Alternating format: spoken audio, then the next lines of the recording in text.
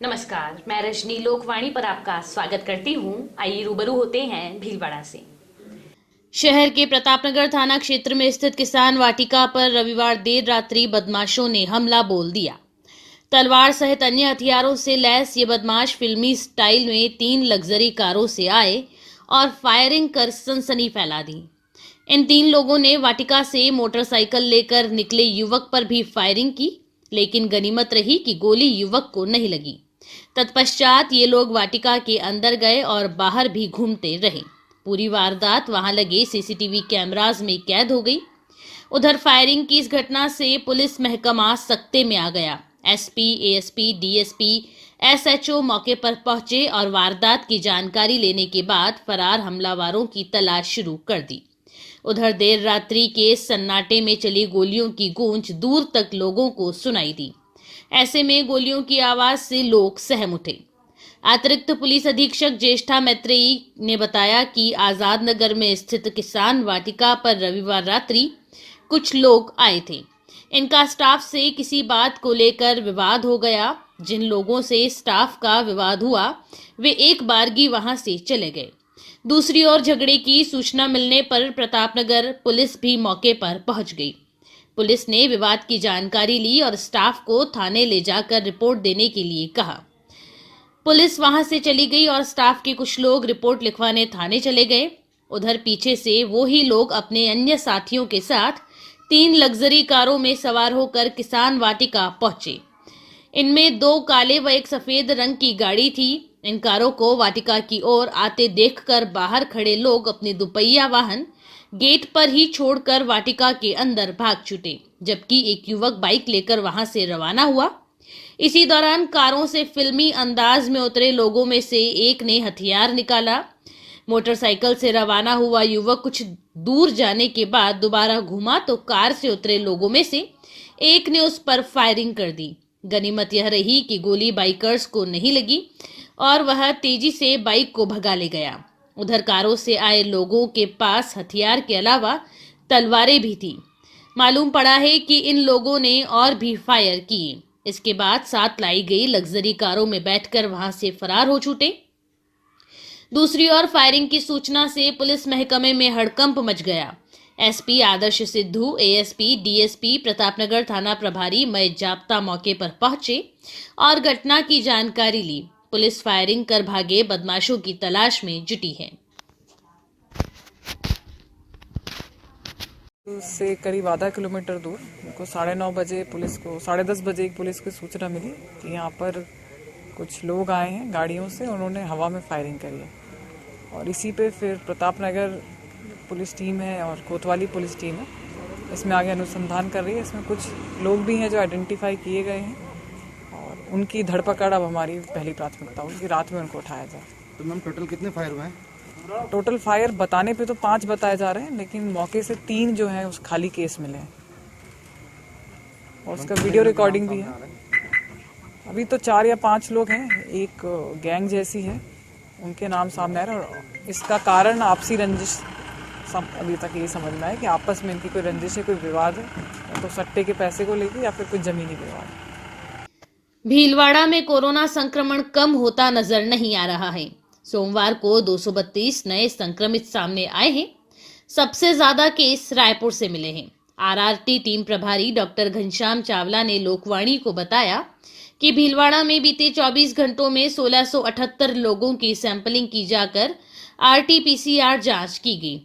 जांच में 232 नए संक्रमित सामने आए। सबसे अधिक 28 संक्रमित रायपुर क्षेत्र के मिले हैं।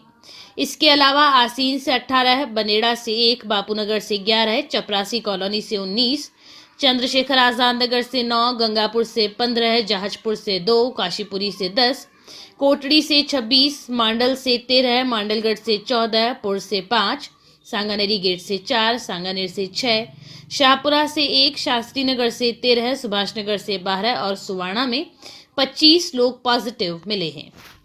ग्राम पंचायत बिजौलिया द्वारा एक भूखंड पर 2 पट्टे जारी करने से हुए विवाद का दोनों पक्षों की ओर से एक सनसनीखेज मामला बिजौलिया पुलिस में दर्ज हुआ है।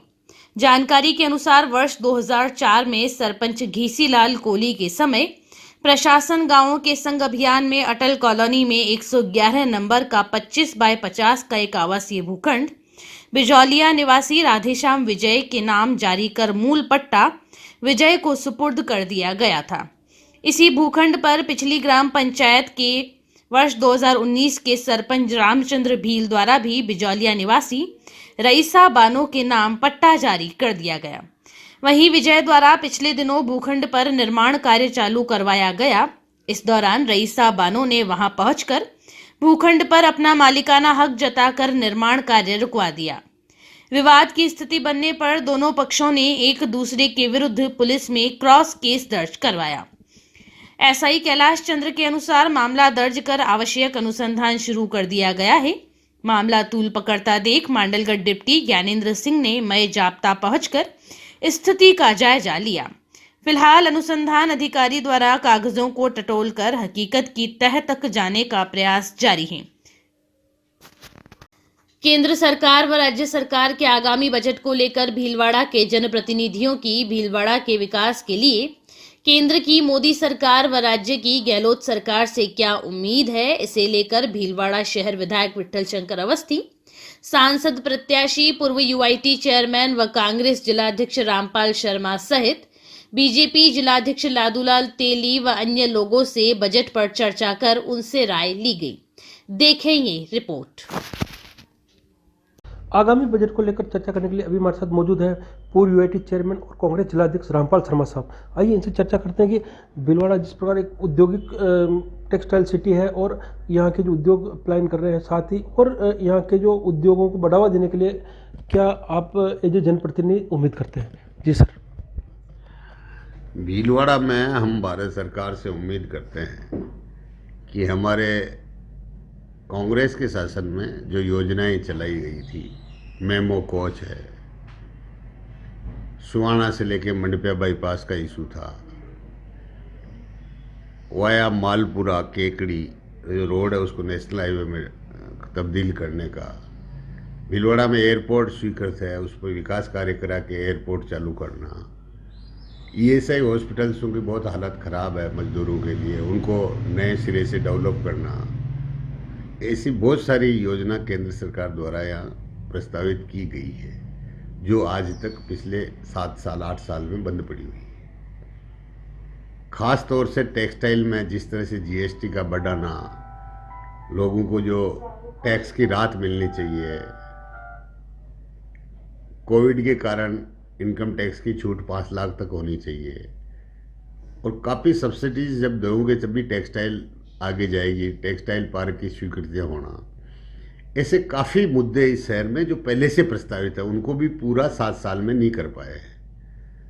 तो मैं आशा करता हूं भारत सरकार के प्रधानमंत्री जी से और हमारे सांसद महोदय से कि वो इन सब चीज़ों को शायद बजट में स्वीकृत कराएंगे, इनको आगे बढ़ाने का प्रयास करेंगे। जो योजना पहले से प्रस्तावित है और नई छूटें जो टेक्सटाइल के लिए, प्रोसेस के लिए, वीविंग के लिए जो इनको जीएसटी में इनमें छूटें देनी चाहिए वो छूटें अभी नहीं दे रहे हैं, बल्कि पिछले कुछ महीनों पहले इन्होंने जीएसटी को बढ़ाया, कपड़े पर वापस कम किया। तो इस तरह से बार बार इंडस्ट्रीज को परेशान करना,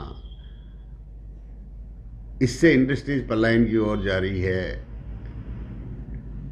बिजली में भारत सरकार द्वारा सब्सिडी देनी चाहिए इंडस्ट्रीज में, लेकिन वो राजस्थान में नहीं दी जा रही है।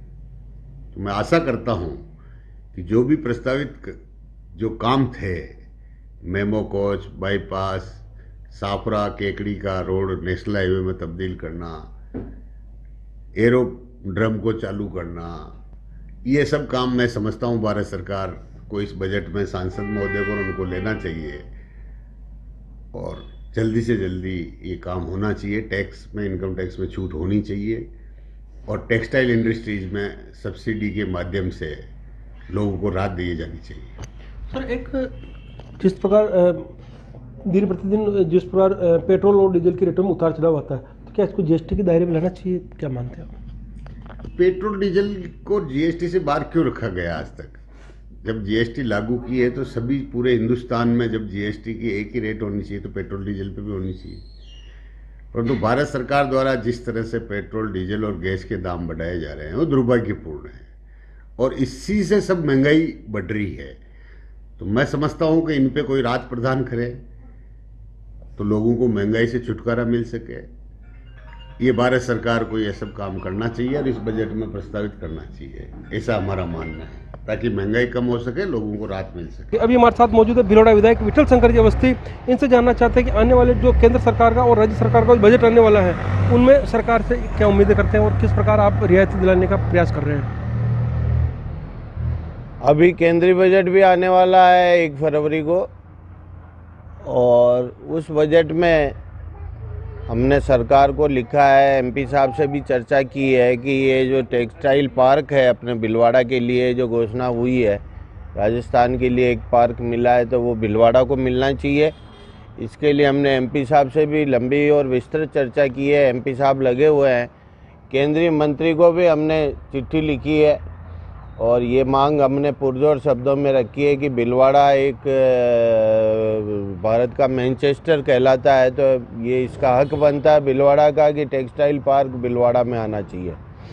राजस्थान सरकार के बजट में कुछ जो समस्याएं हैं, ये हमारे भीलवाड़ा उद्योग के संबंध में बिजली की रेटें बहुत होने से यहाँ से लोग पलायन कर रहे हैं। तो सरकार को अब मैं जाके अशोक जी गहलोत से 1 आध दिन में ही मिलने वाला हूँ और लिख के देने वाला हूँ कि भाई हमारे यहाँ बिजली की रेटों को आप उद्योग में थोड़ा बिजली सस्ती करें, जिससे यहाँ से उद्योगों का पलायन रुक सके। और भीलवाड़ा शहर में जो एक ट्रैफिक की बहुत बड़ी और विकट समस्या है, उस समस्या के लिए हमारे रेलवे फाटक बंद रहती है लगातार और पूरा शहर 2 भागों में विभक्त रहता है। इसके लिए एक ओवरब्रिज बनाने के लिए हमने पहले भी प्रयास किए थे, लेकिन जिंदल के द्वारा जो तयशुदा कार्य है 30 करोड़ रुपए सैंक्शन भी किए थे और नगर परिषद से उन्होंने डील भी की थी, लेकिन उसको उन्होंने एनजीटी में डाल के स्टे ले लिया था।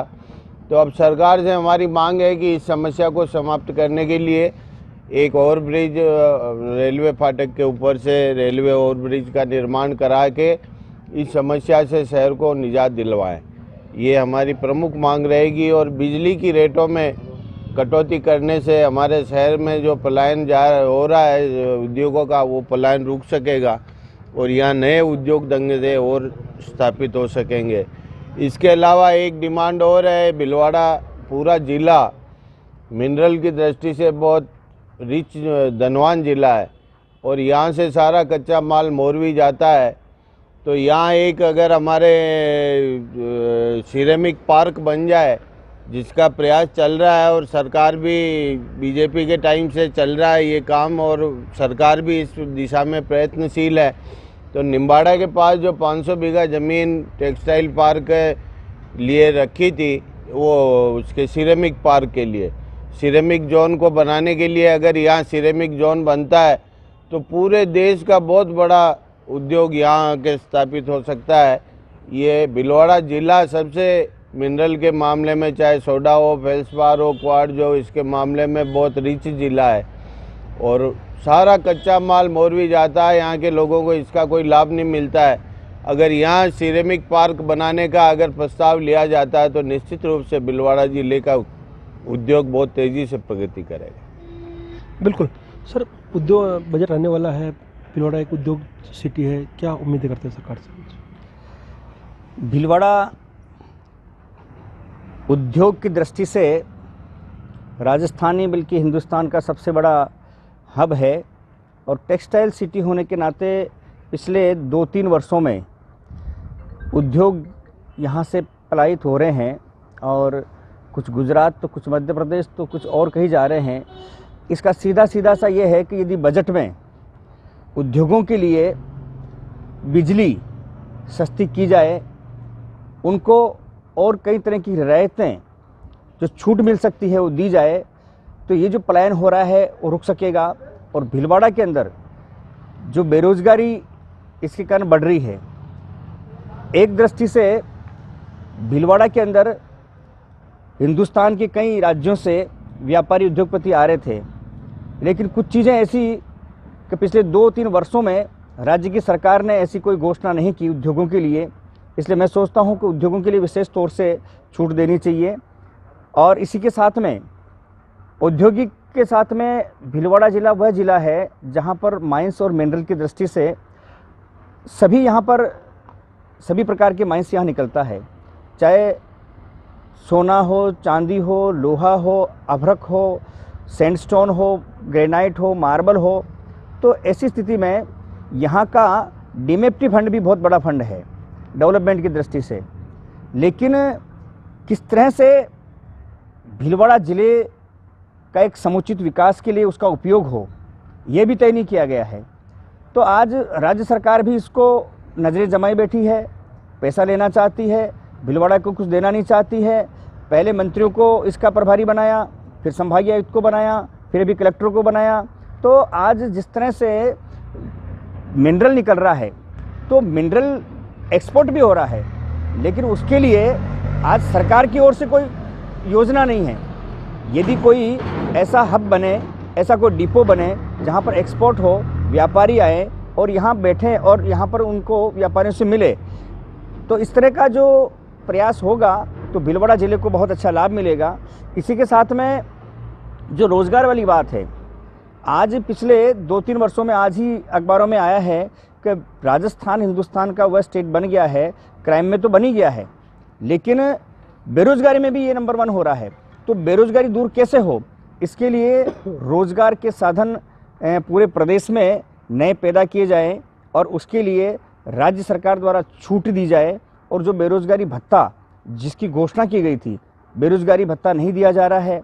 आज किसानों का कर्जा माफ़ नहीं हुआ है, तो किसानों का कर्जा भी माफ़ करने के लिए विशेष तौर से एक बजट के अंदर व्यवस्था रखी जाए।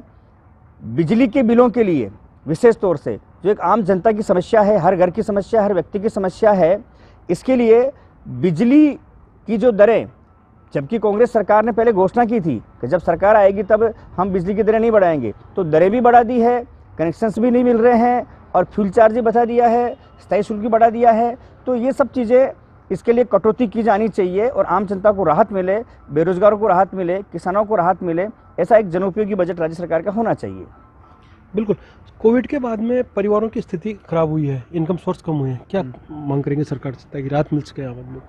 सरकार से कोविड की वजह से जो मध्यम वर्ग और निम्न मध्यम वर्गों के पर एक दोहरी मार पड़ी कोविड की वजह से, तो सरकार से हम मांग करते हैं कि जो भी एक्स्ट्रा बेरोजगार जो इनके परिवारों में जो हो चुके हैं या जिनके कोविड की वजह से जिनको मृत्यु हो गई, उन परिवारों को एक पैकेज देवें ताकि उनको बहुत राहत मिल सके। पेट्रोल डीजल में लगातार बढ़ोतरी हो रही है, क्या इसको पेट्रोल डीजल के अंदर क्या इनको जीएसटी के दायरे में लाना चाहिए ताकि इन पे जो बढ़ती कीमतों पर लगाम लग सके? जी, पेट्रोल की डीजल की जिस तरीके से रेटें बढ़ी है, उससे उद्योगों पे और कहीं आम जनता पे तो मार पड़ी है। तो सरकार से मांग करेंगे कि इसको जीएसटी दायरे में लाए ताकि इनकी रेटें कम हो और मध्यम वर्ग को राहत मिले। बिल्कुल।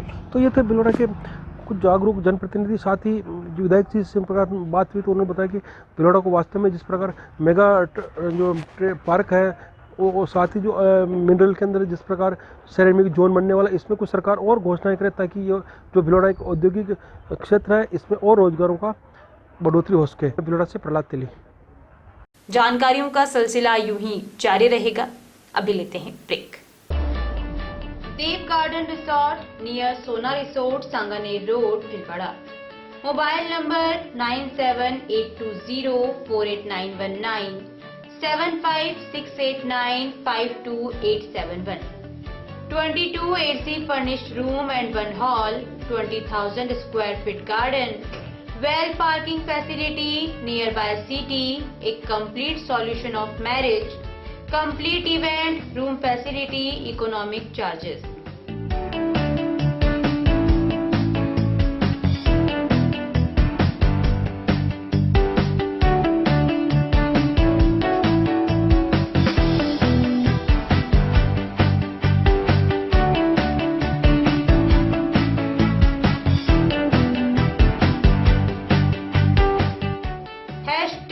Multi cuisine family restaurant, Indian food, Italian food, lunch, snacks, Chinese fast food, breakfast, dinner, Punjabi food.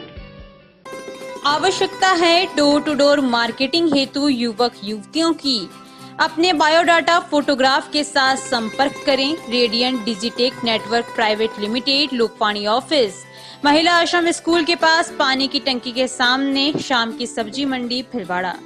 Mobile number 9214437817, समय सुबह 10 बजे से शाम 5 बजे तक।